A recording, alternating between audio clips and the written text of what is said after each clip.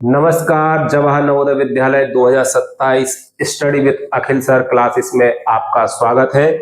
तो आज हम करने जा रहे हैं 5 सवाल और मैंने एक सीरीज बनाई है 5 क्वेश्चन जिसमें रोजाना करेंगे और आपका पेपर 28 नवंबर 2026 को होने वाला है। तो ये क्लास 5 क्वेश्चन की सीरीज 28 नवंबर 2026 तक चलने वाली है। तो हम पहला क्वेश्चन करने जा रहे हैं। यहां पर क्वेश्चन दिया है 0.125 का भिन्नात्मक रूप है। तो हमारे लिए यहां पर 0.125 का भिन्नात्मक रूप बताना है। अभी ये दशमलव के रूप में लिखा है, हमारे लिए इसको भिन्न के रूप में बदलना है। तो 0.125 के लिए भिन्न के रूप में बदलने के लिए हमें सबसे पहले इस दशमलव को यहां से हटाना होगा। तो दशमलव के बाद हमारे लिए देखना पड़ेगा कि दशमलव के बाद कितने अंक हैं। तो जैसा कि हमें यहां दिख रहा है कि दशमलव के बाद 1 2 3, दशमलव के बाद 3 अंक हैं। तो हम जैसे ही दशमलव को हटाएंगे तो यहां पर नीचे 3 जीरो आ जाएंगे। अब ये जो संख्या है वो भिन्न के रूप में बदल चुकी है, लेकिन हमारे लिए सबसे छोटा भिन्नात्मक रूप में इस संख्या को बदलना है। तो 125 अपॉन 1000 के लिए हम 125 गुणा 8 भी लिख सकते हैं। जब हम 125 का 8 में गुणा करते हैं तो 1000 आता है। अब हम 125 से 125 को कट कर देंगे क्योंकि 125 बन जा 125। तो यहां पर हमारा आंसर आ जाएगा 1/8। तो हमारा पहला सवाल हो चुका है। और ये आपको जो 5 प्रश्न दिख रहे हैं ये पहले प्रीवियस पेपर में आ चुके हैं। तो अब हम करने जा रहे हैं दूसरा प्रश्न। तो दूसरा प्रश्न दिया है 127 घंटे बराबर है।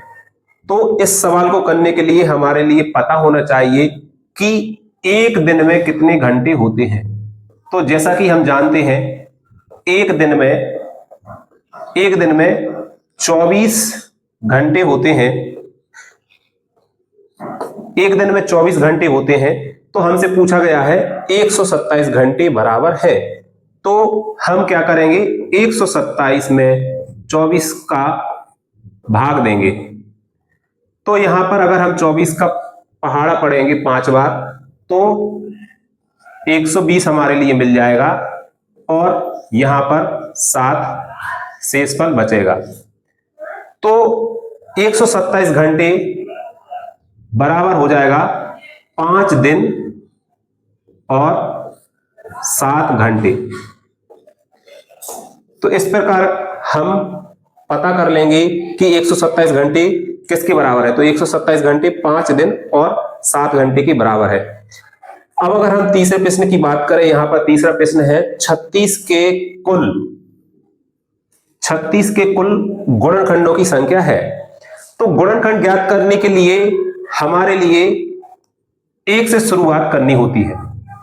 गुणनखंड का मतलब होता है कि जो 36 है वो किन किन संख्याओं के पहाड़े में आता है, और हम शुरुआत करेंगे 1 से। तो जैसा कि हम जानते हैं कि हर संख्या के पहाड़े में 1 आता है। तो 1 के पहाड़े में 36 आता है, हाँ आता है।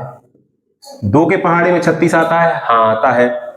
3 के पहाड़े में आता है, 4 के पहाड़े में आता है, 5 के पहाड़े में नहीं आता है, 6 के पहाड़े में आता है, 7 नहीं, 8 नहीं, 9 आता है, 10 नहीं, 11 नहीं, 12 नहीं, 12 में आता है, और 12 के बाद 18 में भी आता है, और इसके बाद 36 में भी आता है।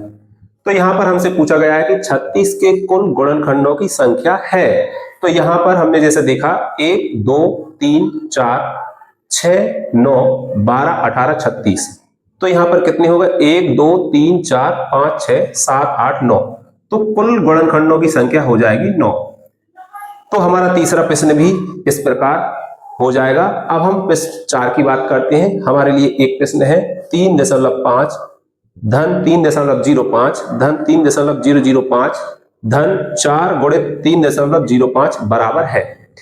तो हमें इस सवाल को करना है। तो यहां पर जैसे कि दिया है 3.5, उसके नीचे दिया है 3.05, उसके नीचे दिया है 3.005, इसके बाद दिया है 4 गुणित 3.05। तो हमें इसका गुणा करना पड़ेगा पहले। तो अगर हम इसका गुणा करेंगे तो 5 चौको 20 होता है, तो 20 का 0 आ जाएगा और 2 हासिल में आ जाएगी, तो 4 शून्य शून्य हो जाएगा और 2 अपनी जगह पर रहेगा और दशमलव हमारे लिए रखना पड़ेगा और 4 3 होता है 12। तो हमारे लिए मिल गया 12.20। अब हमारे लिए इनको जोड़ना है और इनको जोड़ने के लिए हमारे लिए सबसे पहले दशमलव के अंक को बराबर करना होगा। तो यहां पर देखते हैं सबसे ज्यादा दशमलव के अंक कहां है। तो यहां जैसा कि दिख रहा है, यहां पर 1 2 3 अंक है दशमलव के बाद। तो दशमलव के अंक बराबर करने के लिए हम 0 को बढ़ा देंगे, 0 को हम बढ़ा सकते हैं।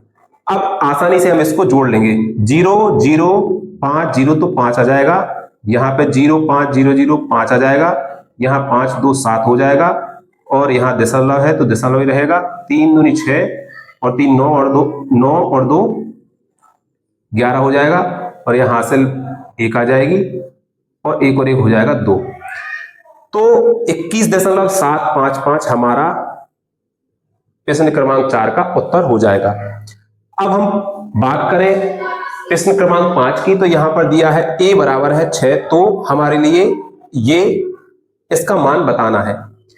तो जहां पर a है वहां हम 6 रखेंगे, तो 6 और अपन में आ जाएगा 6 + 4।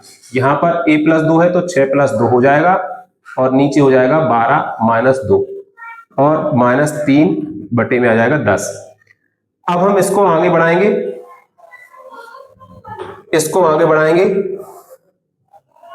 तो यहां पर 6 और 4 को जोड़ेंगे तो आ जाएगा 10। इसी प्रकार 6 और 2 8 हो जाना है, नीचे 12 में से 2 जाएंगे तो 10 आ जाना है और -3 अपॉन में 10 आ जाएगा। अब हमें इसको करना है, तो नीचे अंश बटे हर अगर समान होते हैं तो हर को हम एक बार लिखते हैं और ऊपर के अंकों को जैसे है वैसे ही लिख देते हैं। तो यहां पर 6 और 8 जुड़ जाना है, तो 6 और 8 हो जाना है 14 और 14 में से 3 को हम घटा देंगे, तो 14 में से 3 जाएगा तो बचेगा 11 और अपॉन में आ जाएगा 10। तो अगर a का मान 6 है तो इस पूरे का मान 11/10 के बराबर होगा।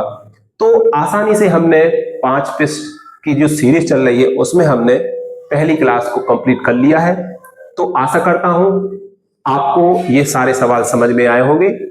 अगर आपको वीडियो अच्छी लगी हो तो आप प्लीज चैनल को सब्सक्राइब करें। धन्यवाद और मिलते हैं नई क्लास में।